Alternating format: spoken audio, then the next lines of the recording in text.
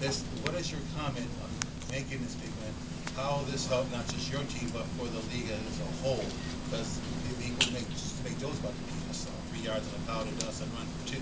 That's not laid for. I think the most important thing I have to look at is that it's back when I was in high school, when Dave Snead was my head coach. He was one of the people who pioneered and tried to rally and get the Michigan high school to change the way how they put people into the state playoffs. We went from just nominating to a point system.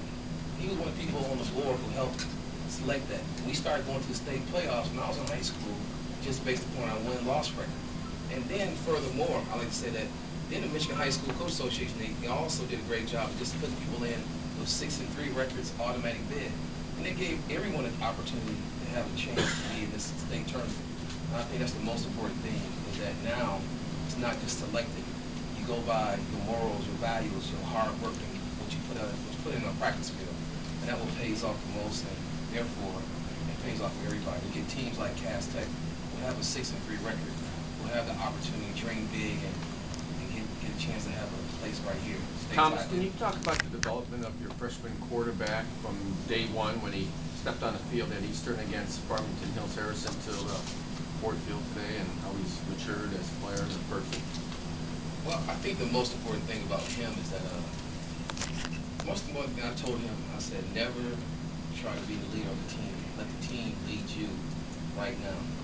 Just be a freshman, just run the offense, do what you're supposed to do. And he kept that composure. He always stayed.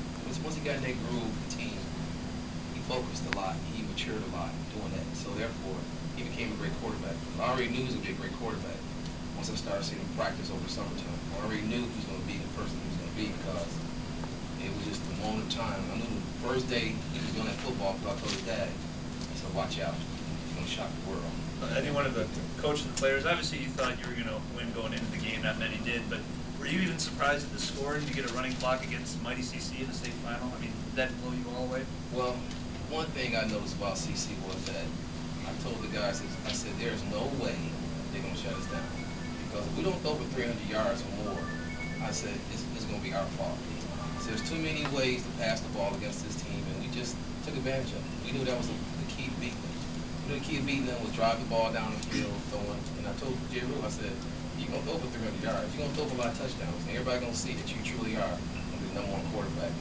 Tom, what was it about their defense that allowed you to think that? Well, I think when you're playing a lot of man-to-man defense, you're gonna get some open people up, and that's what's gonna happen.